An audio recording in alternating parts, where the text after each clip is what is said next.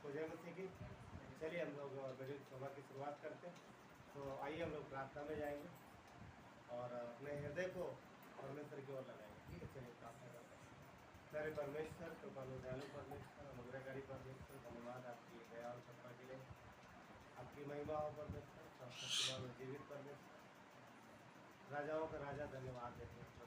आप हम सबको संभालते हो और अपनी कवरिंग में रखते हो और अपनी महिमा लेते हो। इसलिए प्रभु हम आपका धन्यवाद करते हैं। प्रभु आपने हमें बनाया, हमें जीवन दिया और इस धरती पर प्रभु आपने हमें अपने पास बुलाया है।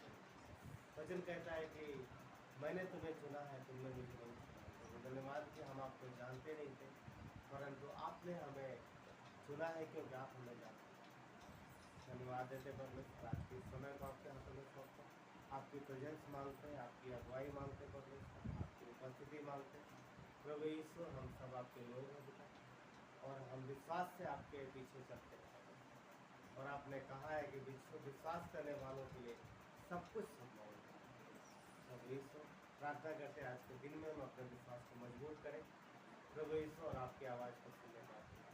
परमेश्वर, जो हमारी आराधना है प्रभु, प्रार्थना करते वो आपको आए और हमारी आराधना परमेश्वर स्वर तक पहुँचे। हम धरती पर आराधना करते हैं और वो स्वर तक पहुँचे। धन्यवाद देते प्रभु, आपकी मतलब आगे के समय को आपके हाथों में सौंपते हुए प्रार्थना मिलते उद्धार करता मसीह यीशु का नाम। गुड इवनिंग, जय मसीह की। आप सभी का स्वागत है मीटिंग सर्विस में। आइए हम लोग वर्शिप में जाएंगे और कुछ गीतों को गाएंगे।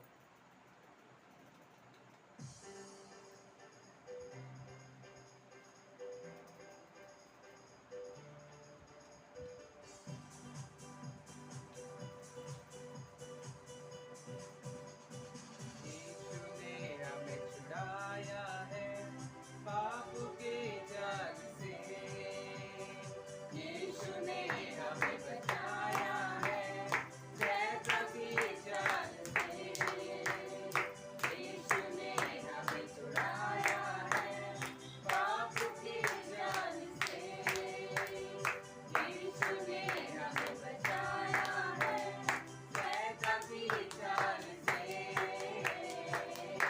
तो गाओ हालेलुया, तो गाओ हालेलुया, तो गाओ हालेलुया, तो गाओ हालेलुया। हमने शांति पाई है यीशु के नाम से, हमने पाई है क्षमा मुक्ति और शाप से, हमने शांति पाई है यीशु के नाम से, हमने पाई है क्षमा मुक्ति और शाप से। तो गाओ हालेलुया, तो गाओ हालेलुया, तो गाओ हालेलुया, तो गाओ हालेलुया। अब हम ना डरेंगे, यीशु जो साथ है, शैतान से हम लड़ेंगे यीशु के नाम से। अब हम ना डरेंगे, यीशु जो साथ है, शैतान से हम लड़ेंगे यीशु के नाम से। तो गाओ हालेलुया, तो गाओ हालेलुया, तो गाओ हालेलुया, तो गाओ हालेलुया। शालोम, शांति और सलाम लाए हैं आपके नाम, शालोम, शांति और सलाम मेरे यीशु का पैगाम, शालोम, शांति और सलाम लाए हैं आपके नाम, शालोम, शांति और सलाम मेरे यीशु का पैगाम।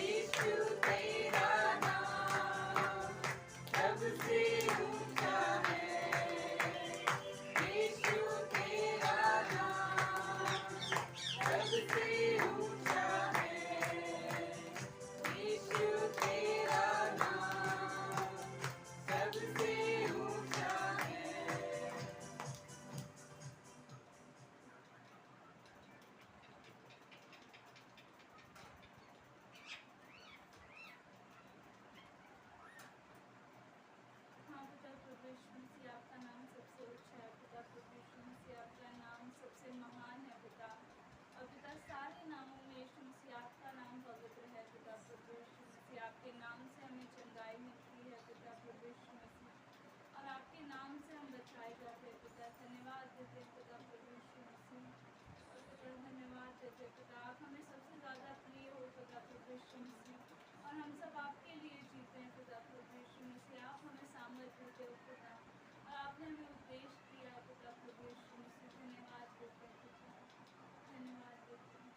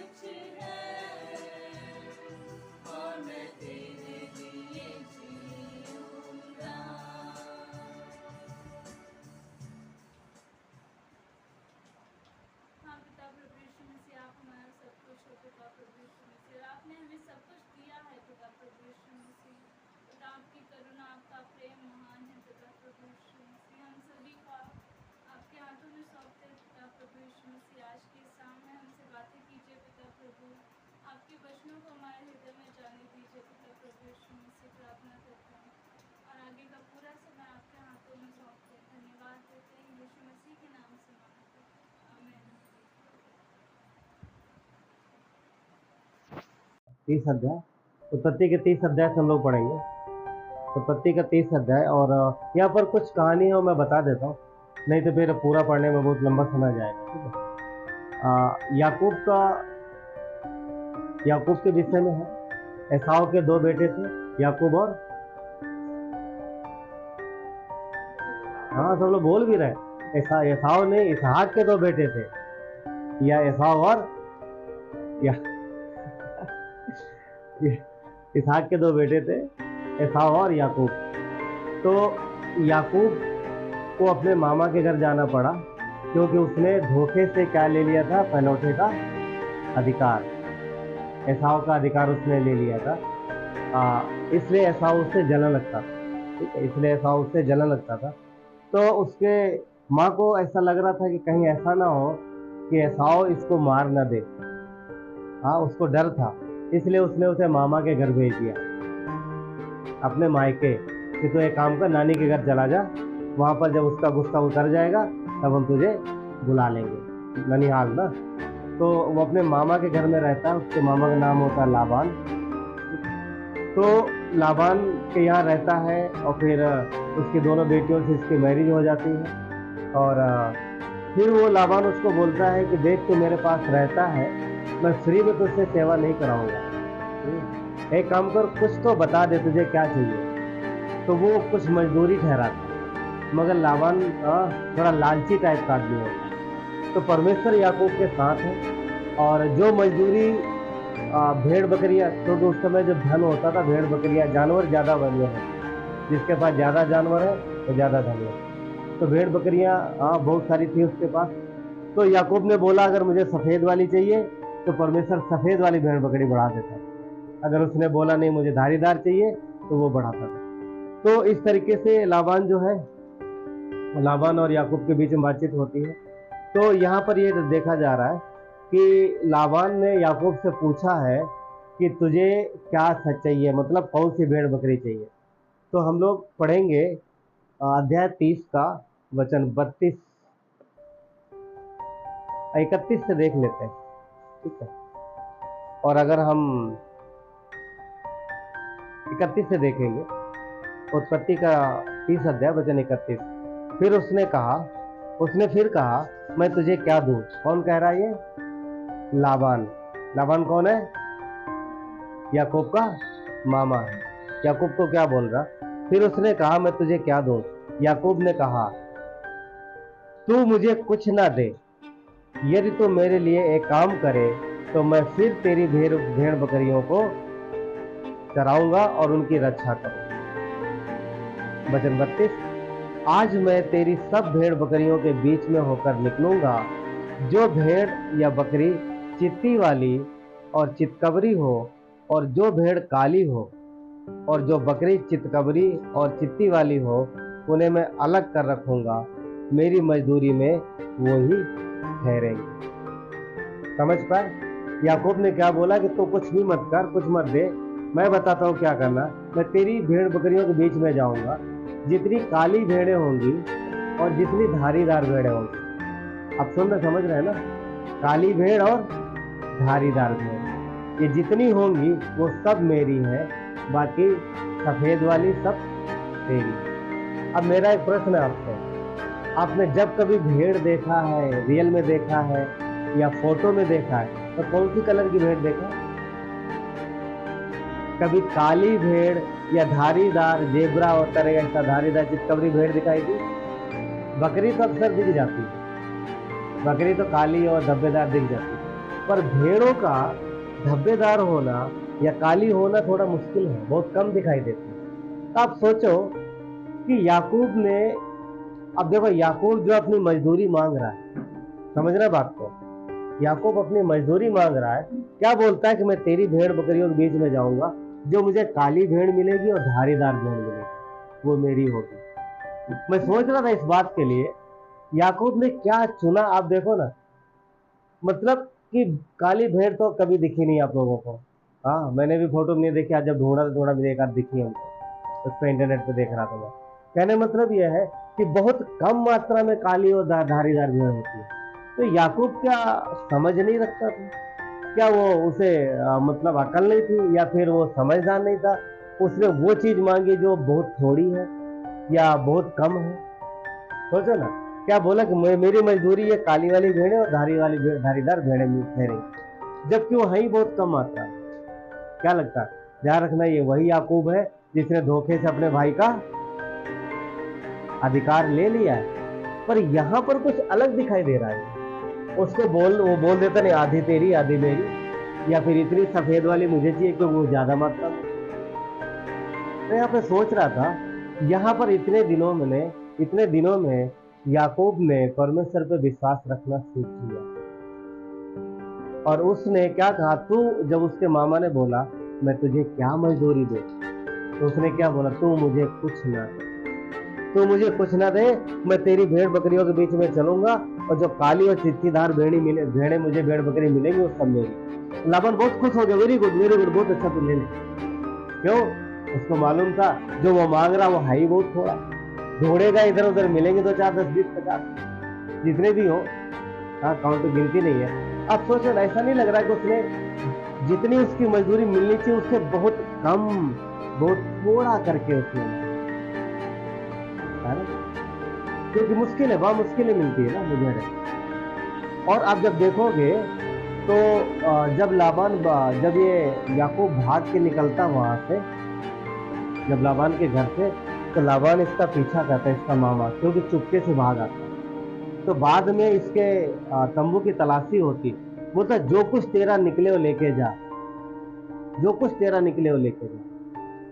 वहां पढ़ोगे, वहां पर लिखा है कि उसके पास बहुत सी भेड़ बकरियां, समझे बात को? बहुत थी, मतलब बहुत ज्यादा थी। तो बहुत ज्यादा कैसे हुई? उसने चुना था कि मुझे ये वाली चाहिए, काली, जो कि बहुत कम है, बहुत थोड़ी है और धारीदार। मगर वचन कहता है उसने परमेश्वर पर भरोसा किया और परमेश्वर ने उसकी मजदूरी को बढ़ाया, और इतना ज्यादा हो गई, इतना ज्यादा उसकी भेड़ बकरियां हो गई कि उसके बच्चे और लाबान जलन रखने लगा। क्यों? क्योंकि परमेश्वर उसको बढ़ा रहा था, उसकी चीजों को बढ़ा रहा था, और वह उसके लाबान से ज्यादा हो गई। मगर यहाँ पर एक बात है, याकूब ने विश्वास करके मांगा। लाबान को देने में कोई दिक्कत नहीं हुई, परंतु वो देख रहा था कि बहुत थोड़ी है, पर भरोसा परमेश्वर पे था कि वो बढ़ाएगा। आज हमारे आपके लिए सीख क्या मिलती है? हमारी इनकम चाहे थोड़ी हो, चाहे ज्यादा हो, चाहे कुछ भी हो, हम परमेश्वर पे भरोसा करके उसको ग्रहण करते हैं और परमेश्वर के हाथों में सौंपते हैं, और वो बढ़ाता। एक दिन में नहीं बढ़ी उसकी भेड़ बकरी, एक दिन में नहीं बढ़ी, मगर बढ़ी परमेश्वर के समय के अनुसार। समय लगा। पर एक बात यहाँ पर हमें और आपको जानने की जरूरत है, जो कि बहुत बढ़िया है। एक विश्वास का कदम था उसका, याकूब का, जो उसने उठाया। क्यों? क्योंकि परमेश्वर का भय मानना, परमेश्वर पे भरोसा रखना, वो बहुत अच्छी बात है। और वचन कहता है कि उसके जो भरोसा रखते, जो विश्वास का कदम उठाते, उनको घटी नहीं होने देता। यहाँ पर याकूब का विश्वास का कदम था। तो जानता तो उसने ऐसी चीज चुनी है कि बहुत थोड़ी है, पता नहीं कितना समय लगेगा इनको बढ़ने, और नहीं बढ़ी तो, और सफेद वाली बहुत ज्यादा फैलती, तो भरोसा रखा। भजन संहिता 34:9 कहता है कि हे यहोवा के पवित्र लोगों, उसका भय मानो, क्योंकि उसके डरोइयों को किसी बात की घटी नहीं होती। उसके डरोइयों मतलब जो उसकी आज्ञा पर भरोसा करते हैं। तो एक विश्वास का कदम है जो याकूब के द्वारा यहाँ पर देखने में आता है। उसने भरोसा रखा, उसने चुनाव किया और परमेश्वर पे भरोसा रखा कि असंभव को संभव परमेश्वर करने वाला है। हाँ, सफेद भेड़ें बहुत ज्यादा होती है, बहुत मात्रा में होती है, नहीं धारीदार चित्तीदार बहुत कम होती, तो फिर भी मेरा परमेश्वर मेरे लिए उनको बढ़ाएगा। हाँ, यहाँ आशा बहुत कम होती है, आशा बहुत कम थी, मगर परमेश्वर ने किया। कई बार हम और आप इस विषय में सोच सकते हैं कि कितने दिन हो रहे, कुछ हो नहीं रहा, और भरोसा रखिए परमेश्वर समय पे करेगा। एक बात याकूब ने किया था यहाँ पर जो हमें और आपको जानने और सीखने की जरूरत है। हम लोग देखेंगे उत्पत्ति का 30 अध्याय का वचन 40 देखेंगे, 40 वचन देखिए, उसको हम पढ़ेंगे। वचन 40 में क्या लिखा देखिए, लिखा है वचन 40 लिखा है, तब याकूब ने भेड़ों के बच्चों को अलग अलग किया और लाबान की भेड़ बकरियों के मुंह को चित्ती वाले सब काले बच्चों की ओर कर दिया और अपने झुंड को उनसे अलग रखा। क्या लिखा है? अपने झुंड को उनसे अलग रखा और लाबान की भेड़ बकरियों से मिलने न दिया। आप समझ रहे हैं यहाँ पर बात? कुछ बात है यहाँ पर लिखा है कि याकूब ने अपनी भेड़ बकरियों को लाबान की भेड़ बकरियों से मिलने नहीं दिया, कभी मिक्स नहीं होने दिया, उनको अलग ही रखा, अलग सेपरेट चराया, उनको अलग देखभाल की, उनको मिक्स नहीं होने दिया। कुछ बात है यहाँ पर, क्यों याकूब ने ऐसा नहीं होने दिया? क्यों? क्योंकि वो उसकी थी और वो लाबान की थी। उसने अपनी भेड़ बकरियों को अलग परवरिश करी है, इस तरीके से संभाला, दोनों का अच्छे से है, कोई समस्या नहीं, ऐसा नहीं लाबान के साथ पार्शलिटी नहीं की, परंतु अपनी भेड़ बकरियों को उसकी भेड़ बकरियों से मिलने नहीं दिया। मैं सोच रहा था क्या परमेश्वर ऐसा नहीं करता? क्या परमेश्वर ऐसा नहीं करता? क्या यीशु चरवाहा नहीं है? क्या हम उसकी भेड़ें नहीं?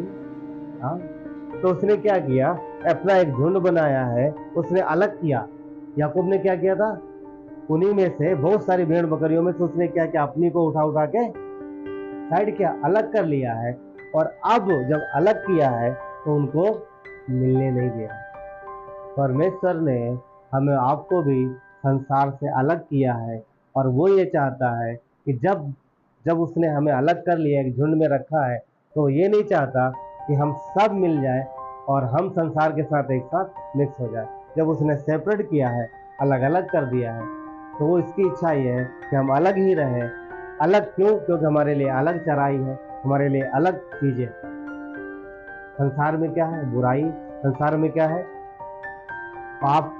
बहुत ऐसा नहीं है कि मतलब हमारे आसपास में हर जगह है, मगर परमेश्वर ने हमें उससे बाहर निकाल लिया, खींच लिया अपने पास। एक सही निर्णय था इसका, याकूब का, जो उसने अपने भेड़ बकरियों को मिक्स नहीं होने दिया। परमेश्वर ने हमें और आपको भी उसी तरीके से अलग किया। लय व्यवस्था का 20 का 26 कहता है, तुम मेरे लिए पवित्र बने रहना। 20 का 26, तुम मेरे लिए पवित्र बने रहना, क्योंकि मैं यहोवा स्वयं पवित्र हूँ, और मैंने तुमको और देशों के लोगों से इसलिए अलग किया है कि निरंतर मेरे बने रहो। तुम निरंतर मेरे बने रहो, इसलिए अलग किया है। पवित्र रहो, पवित्र बने रहो, और सदैव मेरे बने रहो। नई व्यवस्था में परमेश्वर ने यहाँ पर अपने लोगों को एक तरीके से आदेश दिया है कि तुम पवित्र बने रहो और निरंतर मेरे बने रहो। कहने का मतलब क्या है? एक सवाल है यहाँ पर, क्या परमेश्वर के लोग निरंतर परमेश्वर के नहीं रहेंगे? क्या ऐसा समय आ सकता है कि वो परमेश्वर के ना हो? आ सकता क्या? आया है। अब पढ़ोगे पुराने नियम में कितनी बार परमेश्वर ने, नए नियम में देखिए कितनी बार परमेश्वर ने बोला कि मेरे लोगों ने मुझे छोड़ दिया है, मुझसे मुंह मोड़ लिया है, और वो संसार के पीछे लगे, संसार के पीछे लगे। इवन परमेश्वर जो है वो प्यार करता है, वो चाहता है कि हम पवित्र बने रहें। अगर मसीह यीशु ने हमें अपने देह में लगाया है तो किस लिए? ताकि हमारा चाल चलन पवित्र हो, ताकि हमारा जो प्रेम है मसीह के साथ शुद्ध हो, और हमारी चाल उसके साथ हो। ठीक है। पहला थिस्सलुनीकियों का 4 का 7 कहता है, क्योंकि परमेश्वर ने हमें अशुद्ध होने के लिए नहीं परंतु पवित्र होने के लिए बुलाया। किस लिए बुलाया? हमें पवित्र रहने के लिए। तो उसने हमें संसार से बुलाया है, संसार से अलग किया है, और कहता है तुम अलग किए गए लोग हो, इसलिए अलग ही रहो। हमें मिक्स नहीं होने देना, मिक्स नहीं करता हूँ। अलग है, अलग किया गया, अलग ही रहे। क्यों? क्योंकि धरती से लेकर के स्वर्ग तक हम अलग ही रहेंगे। वहाँ पर भी देखोगे प्रकाशित वाक्य में कहता है कि भेड़ और बकरी को अलग करता है, एक को दाहिनी ओर, भेड़ों को दाहिनी ओर, बकरियों को बाईं ओर करता है। बकरी अविश्वासी का चित्त है और भेड़ विश्वासी का चित्त है। वहाँ भी अलग है, यहाँ पर भी हमें अलग किया। हम सेपरेट, हम उसके लोग हैं। तो परमेश्वर ने हमें अशुद्ध होने के लिए नहीं, परंतु पवित्र होने के लिए। अशुद्ध होने का मतलब क्या भेड़ अशुद्ध हो सकती है? क्या परमेश्वर के लोग अशुद्ध हो सकते हैं? हाँ, हो सकते हैं। उद्धार पाने के बाद हमारी स्वर्गीय नागरिकता, स्वर्ग की नागरिकता मिल जाती है, वो अलग मैटर है। परंतु धरती पर हम अशुद्ध जीवन जी सकते हैं, धरती पर हम पाप भरा जीवन जी सकते हैं यदि हम संसार के साथ मिक्स हो गए तो, यदि हमने संसारिक यानी स्वाभाविक यानी शारीरिक लोगों से ज्यादा संबंध रखा तो, अगर हमने अपने आप को जांचा नहीं, अगर हमने अपने आप को परखा नहीं, अगर हमने अपने स्वभाव पर ध्यान नहीं दिया, तो जरूरी है कि हमारे अंदर हो सकती वो बुराई आ जाए। इसलिए जरूरी है कि हमें ध्यान देने की जरूरत है। ये निश्चय है कि यदि परमेश्वर की भेड़ संसार की भेड़ बकरियों से मिल जाएगी तो वो बुराई के रास्ते पर चलेगी। क्यों? क्योंकि संसार में बुराई है, पाप है, और अगर उनके साथ हमारा रिश्ता है तो हम भी उस तरफ जाएंगे। कई बार ऐसा होता है कि परमेश्वर के लोग यानी परमेश्वर की भेड़ दिखती भेड़ जैसी है, परमेश्वर के लोग दिखते हैं परमेश्वर के लोग जैसे, परंतु अंदरूनी काम उनके संसार के जैसे होते हैं। क्यों? क्योंकि जिनके संपर्क में है, जिनके साथ है, वही सीख रह जाए। इसीलिए परमेश्वर क्या कहता है, इसलिए वचन में लिखा है कि हमें रिश्ता मजबूत रखना, परमेश्वर के साथ फेलोशिप रखना। इसलिए ज्यादा से ज्यादा ऐसे माहौल में रहने की कोशिश करना है जो विश्वास का माहौल है। क्योंकि यदि आप बाहर रहेंगे तो आप ठंडे हो जाएंगे। ठंडे मतलब जो जोश है वो ठंडा हो जाए। इसलिए आसपास के माहौल में, इसलिए जहाँ कहीं भी अगर दो विश्वासी लोग आपस में मिलते हो तो फिर इधर उधर की बातें कम करो। मुख्य बात है जो है वो करो, परंतु वचन से बात करो, अपने विश्वास की बात करो, क्या परमेश्वर ने आपके साथ किया, क्या आपने पढ़ा, क्या आपने सुना, क्या दूसरे के साथ किया, कुछ ज्यादा अच्छा है वो इंकरेजमेंट। कई बार विश्वासी लोग भी सांसारिक चीजों में ज्यादा व्यस्त हो जाते हैं और संसार के लोगों जैसा बातचीत करना शुरू करते हैं, अच्छी बात नहीं है। हम परमेश्वर के लोग हैं, इसलिए हमें अपने विश्वास को संभालना भी है और हमें बुराई से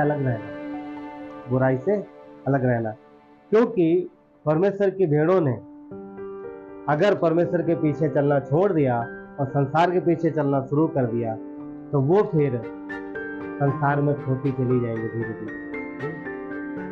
अय्यूब का 34:27 कहता है, क्योंकि उन्होंने उसके पीछे चलना छोड़ दिया है और उसके किसी मार्ग पर चित्त नहीं लगा। किसकी बात कर रहे हैं? ये वो लोग हैं जो परमेश्वर के लोग हैं। परमेश्वर के लोगों ने परमेश्वर के पीछे चलना छोड़ दिया है। किसकी तरफ ध्यान कर रहे हैं? उनका ध्यान किधर, दिल किधर लगा हुआ? संसार की तरफ, बुराई की तरफ, पाप की तरफ, जो कि परमेश्वर के लोगों के लिए अच्छा नहीं है।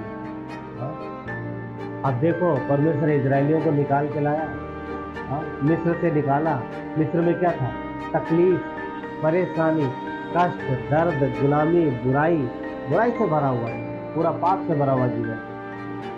मगर परमेश्वर ने शरीर से तो उनको निकाल लिया मिस्र से, मगर मिस्र उनके दिल में बसा था, वो नहीं निकल पाया।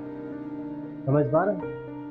मतलब परमेश्वर ने उनको शारीरिक गुलामी से तो छुड़ा लिया, शारीरिक बुराई से तो छुड़ा लिया, मगर दिल में जो बुराई भरी थी, जो मिस्र की संसारिकता भरी हुई थी, वो नहीं निकल पाई, और जिसकी वजह से सबके सब क्या हुए थे? जंगल में सब मर गए। परमेश्वर नई पीढ़ी को लेके गया। ये वही लोग हैं जिनके चप्पल घिसे नहीं, ये वही लोग हैं जिनके कपड़े पुराने नहीं हुए, ये वही लोग हैं जिनको परमेश्वर रोज सवेरे स्वर्ग से अनाज गिराता था, जाते थे, उठा के ले आते थे। ये वही लोग हैं, परंतु इन्होंने मन कहाँ लगाया था? पाप में, बुराई में, संसार में। इसीलिए परमेश्वर ने बोला, अब इनमें से कोई भी मेरे राज्य में प्रवेश नहीं करने का। तो पॉइंट ये है कि परमेश्वर प्रेम करता है। अब एक बात यहाँ पर देखो, बहुत अच्छी है, मरते वक्त तक भी परमेश्वर ने उनकी जरूरतें पूरी करी। समझ पा रहे? 40 साल तक, जिस दिन वो मरे हैं उस दिन भी उन्हें खाना मिला, उनके कपड़े वैसे ही थे और चप्पलें घिसी हुई। मतलब परमेश्वर शारीरिक जरूरतें पूरा कर रहा था, परंतु उनका मन जो संसार में लगा था। इसलिए सिर्फ इतना ही नहीं, इसके बाद भी उनके वंशज जब वहां बस गए तब भी उनका मन कई बार दुनिया में लग गया। तभी यीशु मसीह ने कहा है मत्ती 15:18 में यीशु ने एक बात लिखी है, एक बात कहा उसने कि ये होठों से मेरा आदर करते हैं परंतु इनका मन मुझसे बहुत दूर है। ये यीशु के शब्द हैं। किसको बोला था? अपने लोगों को। परमेश्वर जो स्वर्ग से अपने लोगों के पास आया, जिसने उन्हें मिस्र से निकाला, अब उनके बीच में था, पर उनका मन यीशु से बहुत दूर था। क्या हमारे साथ हो सकता है? क्या हमारे साथ हो सकता है कि हम यीशु के कहलाएं, कलीसिया में हो पर हमारा मन बड़ी दूर है? अफकोर्स हो सकता है। इसलिए ध्यान रखने की जरूरत है। हम संसार के नहीं है, हम संसार से मिल के नहीं रहते। इसका मतलब ये नहीं है कि हमें जंगल में जाकर रहेंगे। ये नहीं समझ रहे ना, बाद में कोई सवाल और पूछ रहे हैं। कहने का मतलब ये है, हम परमेश्वर ने हमें संसार से निकाला है, हमारा घर वही है, सब कुछ वही, मगर हमें संसार मतलब बुराई, संसारिकता मतलब बुराई, पाप। हमें उनके जैसे काम नहीं करने। जो बुराई हो रही है संसार में, उस बुराई से अलग रहना। वो एक बात कर रहा है कि दिल हमारा जो है परमेश्वर की तरफ होना चाहिए, परमेश्वर के साथ रहे। सबके साथ रहते हैं, कोई प्रॉब्लम नहीं है, परंतु पता हमारा जीवन ऐसा हो, सच्चा हो, खरा हो, ताकि दूसरे देखें और उन्हें गर्व हो कि हाँ वाकई ये लोग सही तरीके से, और मतलब वाकई इनके जीवन में परमेश्वर का कार्य दिखाई दे। तो बुराई से दूर रहे। आज चारों तरफ बुराई है संसार में, और हमें और आपको परमेश्वर ने उसी के बीच में रखा है। तो हमें अपने आप को संभालना है, अपने आप को बचाना है, मिक्स नहीं होने देना। क्यों? क्योंकि परमेश्वर ने हमें अलग किया। याकूब ने कभी भी मिक्स नहीं होने दिया, झुंड अलग ही रखा। परमेश्वर की भी इच्छा है कि हम अलग रहें। मतलब आप समझ पा रहे हैं, हम एक साथ रहते हुए भी अलग रहें। हमारे दिल में संसार का राज नहीं होना चाहिए, हमारे दिल में संसार की चाहत नहीं होनी चाहिए, चकाचौंध संसार की नहीं बसनी चाहिए, परंतु परमेश्वर का वचन, परमेश्वर की इच्छा हमारे हृदय में बसी होनी चाहिए। इसके लिए कई बार त्याग करना पड़ेगा। किस चीज़ का त्याग करना पड़ेगा? स्वाभाविक इच्छा का, पापी स्वभाव का। कई बार कुछ चीज़ें अच्छी लगेंगी, उन्हें छोड़ने की जरूरत है। कई बार कुछ मनुष्य, कुछ व्यक्ति आपको बहुत पसंद आएंगे, उनकी बातें बहुत पसंद आएंगी, मगर अगर वो सही नहीं है तो आपको उनसे भी, उनकी बुराई से अलग रहने की जरूरत है। कोई इंसान बुरा नहीं होता, परंतु उसके अंदर बुराई है। क्योंकि इंसान बुरा हो तो परमेश्वर कभी भी मनुष्य को ना बचाए। तो मनुष्य बुरा नहीं है, परंतु मनुष्य का जो काम है वो बुरे होते हैं। इसलिए हमें सावधान रहने की जरूरत है। चारों ओर संसार में बुराई है, आपको हमें अलग रहने की जरूरत है। कई बार क्या होता है, कई बार हम अपने आप को बुराई से रोक नहीं पाते, बुराई में बढ़ाते चले जाते। कारण ये है कि क्या होता है कि हम लोग मिल के रहना चाहते हैं। कई बार हम लोग मिल के रहना चाहते हैं, कई बार कुछ चीज़ों को हम छोड़ते नहीं, या फिर कुछ चीज़ों से अलग होने की कोशिश नहीं करते। और ये कैसा होता है, एक बहुत ही मजबूत भावनात्मक लगाव होता है। ये उन चीज़ों से, उस बुराइयों से, कई बार उस व्यक्ति से लगाव होता है, और व्यक्ति से लगाव की वजह से कई बार हम उनकी बुराई भी सह लेते हैं, पर हम सोचते चलो छोड़ो ना, इतना तो चलता है, ठीक है। हाँ, मगर हमें ज़रूरत है कई बार ठोस कदम लेने की, कई बार ठोस कदम उठाने की। अगर हम उनके साथ बुराई में अगर हम साथ देते रहें, जानबूझ के बुराई में साथ देते रहें, तो ध्यान रखना एक बात, पता है क्या, कहीं ऐसा ना हो कि स्वर्ग में जो हमारा इनाम है वो हमसे खो जाए, छिन जाए। क्यों? क्योंकि अगर हम जानबूझ के कुछ चीज़ें करते रहे, ऐसा नहीं, देख कुछ मजबूरी वाली होती है, वो परमेश्वर जानता है, मगर कुछ चीज़ों में हम अगर अलग हो सकते हैं तो फिर हमें अलग होने की ज़रूरत है ना। इसलिए क्योंकि मसीह ने हमें अलग किया। उस तरीके से होता है जैसे कि नाव बहुत कई बार उदाहरण देते हैं। नाव जैसे पानी में रहता है, पानी में तैर नाव चलते सबने देखा। पानी के बगैर नाव का कोई वजूद नहीं, पानी के बगैर नाव का कोई वजूद नहीं है, मगर नाव पानी के ऊपर रहता है, नाव में पानी नहीं रहता। और बोलते जिस दिन नाव के अंदर पानी आ गया वो नाव का आखिरी दिन होता है। जिस दिन जहाज के अंदर पानी आ गया वो आखिरी दिन। टाइटैनिक के अंदर पानी आया, उसके बाद दोबारा वो सबको फेमस है ना टाइटैनिक। टाइटैनिक पानी में चल रहा था समंदर में, और एक समय आया कि समंदर उसके अंदर आ गया, खत्म हो गया। तो लाइफ कई बार हमारा आपका ऐसा है, हम संसार में हैं, हमें लोगों की जरूरत है, हमें सबकी जरूरत है, मगर हमें सावधान रहना है कि कहीं हम उनकी बुराई में तो नहीं फंसते। कारण पता क्या, बुराई खींचती है अपनी ओर, बुराई में ताकत है, आकर्षण है, चुंबक के जैसा खींचती है। और हमें सावधान रहना, हमें सावधान रहना ये जरूरी है हमारे लिए। नहीं तो फिर स्वर्ग में इनाम कम न हो जाए, इसलिए हमें ध्यान रखना अपना। हम और आप मसीह के भेड़े हैं, ध्यान रखना कि हमारा चरवाहा अच्छा चरवाहा है, तो हमारे ऊपर नजर रखता है, अपनी भेड़ों पे नजर रखता है कि हमारी भेड़ का किस तरीके से कैसे कर रहे हैं, क्या नहीं कर रहे, हर चीज पे नजर रखता है। इसीलिए यीशु कहता है क्या कि मैंने तुम्हें चुना है, तुमने मुझे नहीं चुना। यूहन्ना 15:16 में किसने चुना है? यीशु ने हमें आपको चुना है। अच्छा चरवाहा है, ध्यान रखता है, नजर रखता है, अपने झुंड को संभालता है, अपनी भेड़ों को अच्छी जगह ले जाता है, सारा इंतजाम करता है, अच्छी जगह अच्छा भोजन वस्तु रखता है, अच्छा पानी रखता है, हरियाली सब कुछ रखता है। मगर वो ये भी देखता है कि अगर हमारी भेड़ में बुराई आ रही है तो फिर बुराई के लिए अच्छा चरवाहा होने के नाते उसका उपाय भी करता है। ठीक है, इसलिए हमें और आपको ध्यान देने की जरूरत है कि परमेश्वर ने हमें पाप से अलग किया है, बुराई से अलग किया है, इसलिए हम बुराई से अलग रहें। और अगर लोग जो हमें फंसाते हैं, अपनी तरफ खींचते हैं, तो हमें उनसे भी सावधान रहने की जरूरत है। हमें उनकी बुराई में साथ नहीं देना। इसका मतलब ये नहीं है कि उनसे रिश्ता तोड़ लेना, वो मतलब नहीं है, परंतु हमें उनकी बुराई में साथ नहीं देना, क्योंकि हम अलग किए गए लोग हैं। परमेश्वर ने हमें संसार से चुना है, अलग किया है कि हम संसार में रहकर मसीह के लिए फल लाएं। मगर अगर किसी पौधे में रोग लग जाता है तो फल उसमें बड़ी देर में आते हैं, कभी कभी नहीं आते। तो पाप एक बीमारी के जैसा है, इसलिए कोशिश करना है। जिन चीज़ों को आप समझ पा रहे, पवित्र आत्मा आपके हृदय से बात करेगा, और जिन चीज़ों को आप जानते हैं कि इनसे हम बाहर निकल सकते हैं, आप निकलने की कोशिश कर सकते हैं। परंतु ये कैसे संभव है कि यदि हम संसारिकता में रहें, पाप में जी रहे हैं, तो हमारे अंदर फल कैसे आ सकते हैं, कैसे आत्मिक फल आएंगे ना?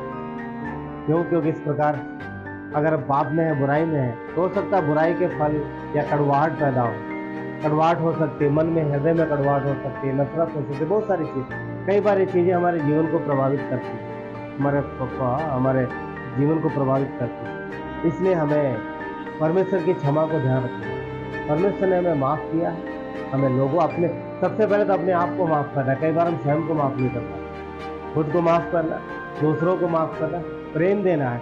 बस परमेश्वर से बुद्धि मांगना है कि प्रभु मुझे पता लगना चाहिए कि कौन सी चीज़ हमें ग्रहण करनी है, कौन सी चीज़ हमें नहीं ग्रहण करनी, किस चीज़ में हमें किस चीज़ में हमें लोगों का साथ देना है, किस चीज़ में हमें साथ नहीं देना है। कहाँ पर कौन से हमारा पड़ोसी, कौन सा रिश्तेदार, कोई भी हो सकता है, आसपास स्टूडेंट और आप होने के नाते कई बार पे आपके साथ के लोग हो सकते, कोई भी हो सकता है। आपको समझने की ज़रूरत है हमें और आपको कि कौन सी चीज़ें परमेश्वर की ओर से है और कौन सी चीज़ें शैतान की ओर से है, कौन सा नोट नकली है, कौन सा नोट असली है, ये हमें पहचानने की ज़रूरत है। सबको पता नकली असली नोट उसके विषय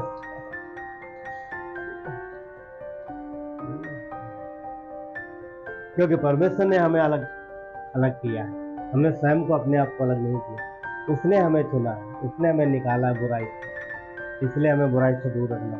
याकूब को मिल गई भेड़ बकरियां, उसने बोला मैं अब मिलने नहीं दूंगा, ये मेरी है, ये मेरी है, अलग। एक बार और पता क्या किया था उसने, एक चीज़ और वहाँ पर, जब उसकी भेड़ बकरी पानी पीने आती थी ना, मतलब उसकी क्या सारी भेड़ बकरियां पानी पीने आती थी, तो लिखा है बादाम की टहनियाँ उसने छीनी और छील के ऐसे लगा दी। और जो भी भेड़ बकरी देखती थी, और जब बच्चे होते तो उसी कलर के होते, चितकबरे होते थे। तो चितकबरे हुए तो किसकी होगी? याकूब की। अगर सफेद है तो लाबान की, चितकबरी है तो याकूब की। मैं एक चीज सोच रहा था, ये क्या है, ये क्या है? थोड़ा मेरे माइंड में चीज आया, पता क्या है, विश्वासियों के साथ रह के दूसरे लोग विश्वासियों के जैसे हो जाए, ये नहीं समझ। ना कि मतलब सफेद भेड़ें चितकबरी हो रही हैं, पर चितकबरी सफेद नहीं हो रही है। समझ पा रहे? समझ पा रहे? तो हमारे आपके साथ रह के जो लोग हैं उन पर हमारा असर पड़ना चाहिए, ना कि उनका असर हम पे पड़े। हमें उनके जैसे नहीं बनना, वो हमारे जैसे बने। उनके हमारे अंदर मसीह दिखना चाहिए और हमारा प्रभाव उन पर जाना चाहिए। ये जरूरी है, ये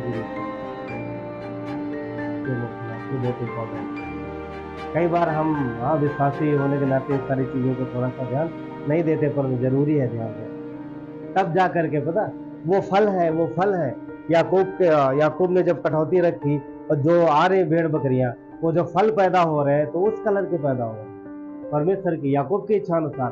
तो हमारे रात के जीवन से जब हम परमेश्वर को सामने रखेंगे तो वो फल पैदा होंगे जो परमेश्वर की इच्छा अनुसार होंगे। ठीक है। तो परमेश्वर ने हमें अलग किया है संसार से, और इसलिए हम अलग ही रहें। ठीक है, प्रार्थना करते हैं। प्यारे परमेश्वर, धन्यवाद देते हैं आपके दया और कृपा के लिए। परमेश्वर आपकी महिमा हो। सर्वशक्तिमान और जीवित परमेश्वर, धन्यवाद प्रभु कि आपने हमें अलग किया संसार से, ताकि हम इस धरती पर रहें और फल लेकर आए। प्रभु इसको कई बार बुराई खींचती है, कई बार हम समझ नहीं पाते, परंतु धन्यवाद कि आपका वचन हमें समझाता है। प्रभु आपके लोग हैं परमेश्वर, प्रभु इसको आपने हम सबसे प्रेम किया। धन्यवाद कि आपकी नज़र हमारे ऊपर बनी रहती है। धन्यवाद कि आपने हमें छोड़ नहीं दिया प्रभु। धन्यवाद कि प्रभु जब हम बुराई में फंसते हैं तब आप हमसे अलग नहीं होते, आप हम अपना हाथ हमारे ऊपर रखते हैं। धन्यवाद कि जब आपके लोग गिरते हैं प्रभु, तब आप उन्हें गिरा का गिरा नहीं छोड़ देते, आप संभालते और उठाते हो प्रभु। धन्यवाद देते सारी बातों के लिए प्रभु। धरती पर जब तक हम हैं तब तक हम सिद्ध नहीं है प्रभु। वो शरीर में है, कमजोर है प्रभु, कई बार गिरते हैं, तो परमेश्वर आपका अनुग्रह में उठाते हैं। धन्यवाद देते पिता, आपकी महिमा हो परमेश्वर। हम आपकी भेड़ हैं प्रभु, आपने हमें अलग किया है। हम संसार में हैं, लाबान की भेड़ बकरी और याकूब की भेड़ बकरी आसपास ही करती थी, परंतु पर उसने कभी मिलने नहीं दिया। हम भी सब साथ में रहते हैं। तो प्रभु आपकी भी इच्छा है कि हम उनके जैसे ना हो, पर हम आपके लिए फल पैदा करें। धन्यवाद देते प्रभु, सर आपकी महिमा हो।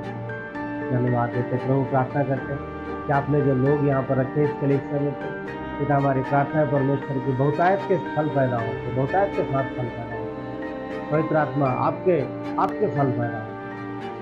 धन्यवाद देते प्रभु, आपकी महिमा हो। धन्यवाद देते, सारा आदर गौरव महिमा हो। प्रार्थना उद्धार करता मसीह यीशु के नाम से।